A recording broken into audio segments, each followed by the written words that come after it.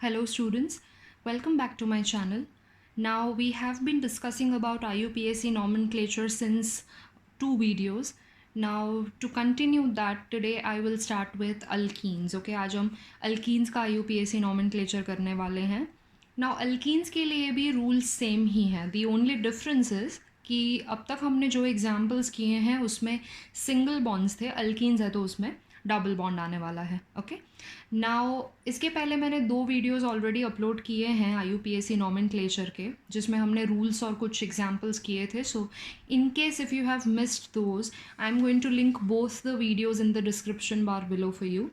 And today we will start with alkenes, but before I do that, it's just a little formality to tell you that please subscribe to my channel, and if you feel that the video is useful for you, please give it a thumbs up.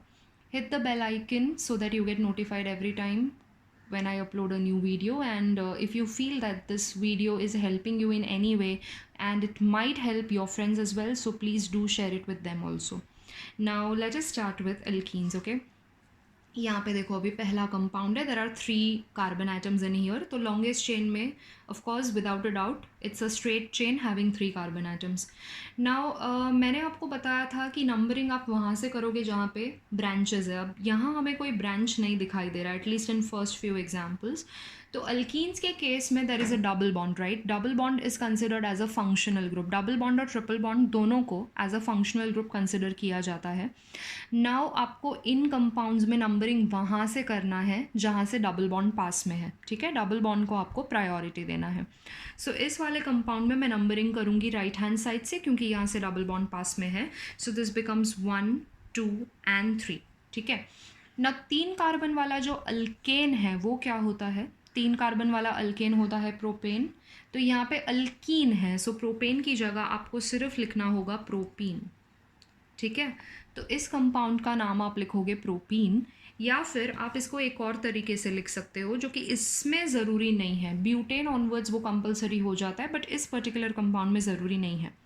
Now जैसे आपने previous videos में देखा होगा कि मैंने branch का नाम लिखा, लेटर से मैंने मिथाइल लिखा, तो मिथाइल के साथ मैंने उसका पोजीशन भी लिखा था कि वो कौन से कार्बन पे प्रेजेंट है. सपोज़ वो सेकेंड कार्बन पे प्रेजेंट था तो मैंने लिखा था 2 मिथाइल, और अगर वो किसी कार्बन पे 2 बार प्रेजेंट था तो मैंने लिखा था 2,3, और अगर सेम कार्बन पे है तो 3,3, ऐसे मैंने लिखा था. दैट मीन्स हमने ब्रांचेस के पोजीशन लिखे थे. तो जैसे हमने उन एग्जाम्पल्स में ब्रांचेस के पोजीशन लिखे थे, वैसे यहाँ पे हमें डबल बॉन्ड का पोजीशन लिखना होता है. डबल बॉन्ड जो है वो हमेशा 2 कार्बन्स के बीच में होगा ऑफ कोर्स. तो इसमें जो डबल बॉन्ड है वो कहाँ प्रेजेंट है? It is present between carbon number 1 and 2. ये 1 और 2 के बीच में प्रेजेंट है. तो डबल बॉन्ड का पोजीशन क्या होता है? आपको दोनों कार्बन में से जिसका नंबर छोटा है वो लिखना है. यानी कि 1 और 2 के बीच में है तो आप डबल बॉन्ड का पोजीशन लिखोगे 1. अगर वो 2 and 3 के बीच में है तो आप लिखोगे 2. 3 and 4 के बीच में है तो आप लिखोगे 3, एंड सो ऑन. तो जिन 2 कार्बन्स के बीच डबल बॉन्ड होता है उनमें से छोटा नंबर आपको लिखना है. तो अब इसका आप पोजीशन के साथ नाम कैसे लिखोगे?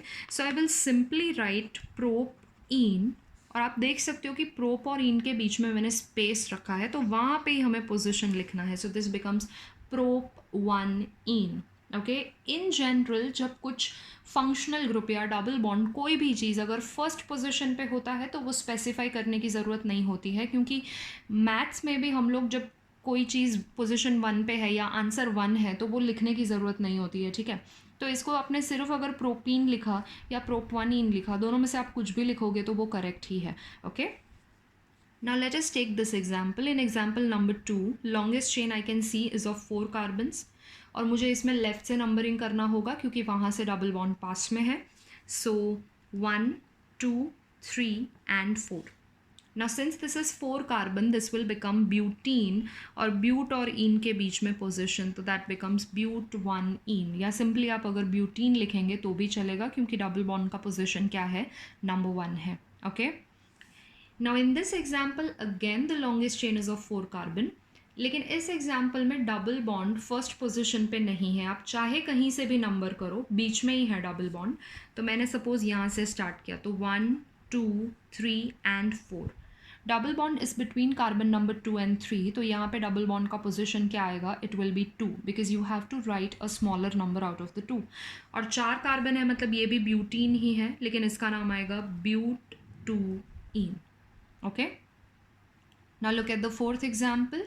इसमें अगर आप लॉन्गेस्ट चेन देखोगे तो there are 5 carbon atoms in here. इसमें मुझे लेफ़्ट से ही नंबरिंग करना पड़ेगा क्योंकि लेफ़्ट से डबल बॉन्ड पास में है।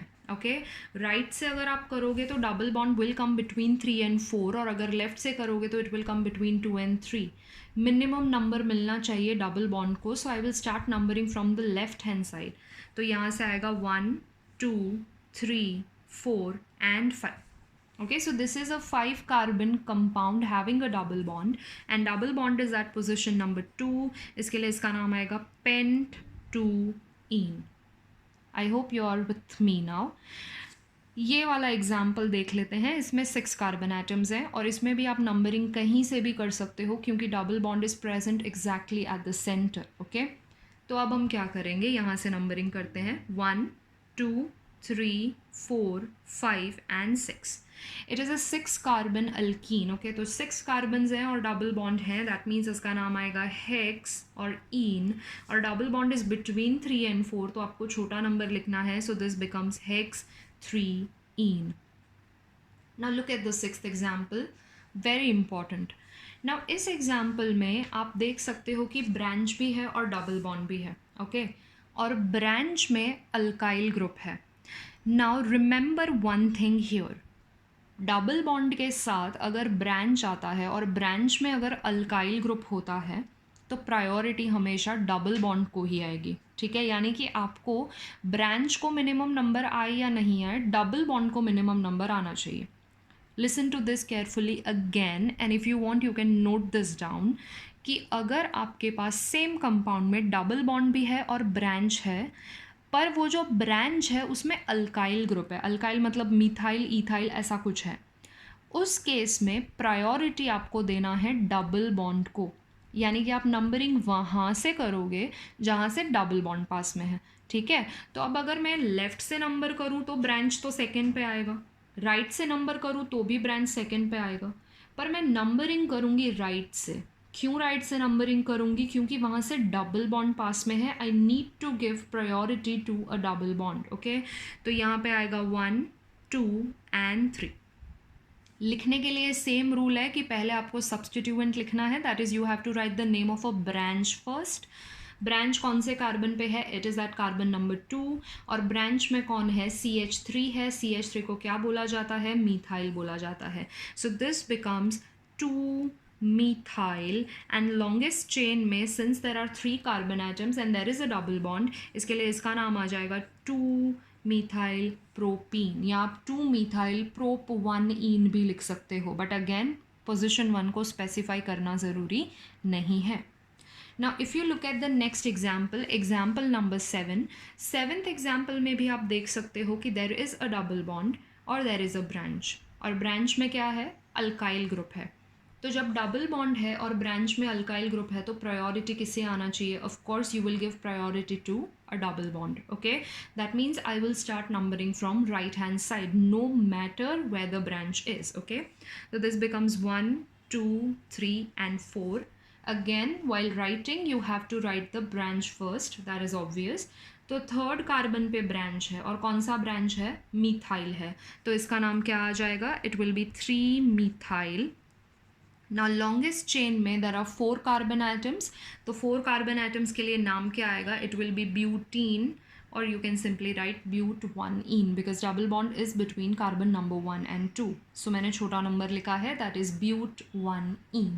Okay, now look at the last 2 examples, very very interesting, important and simple as well. Okay, now ये एग्जाम्पल में आप देख सकते हो कि 2 डबल बॉन्ड्स हैं।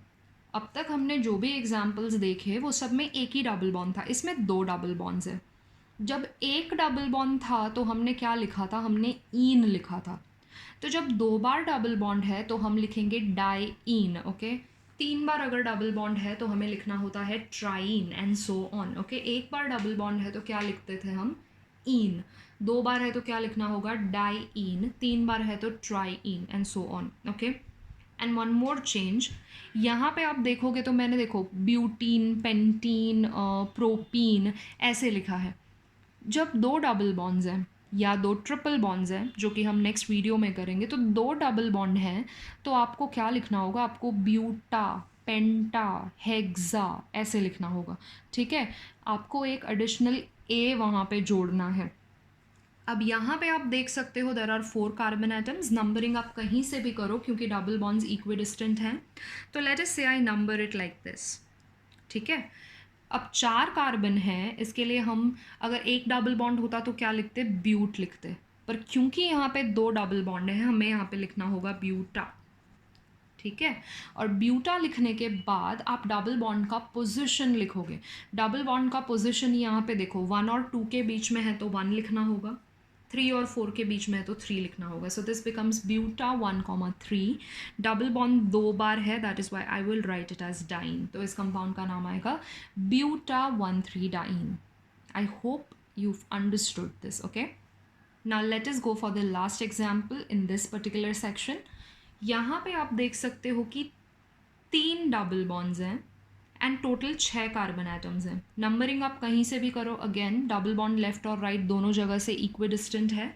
So suppose I number it from here, so 1 2 3 4 5 and 6.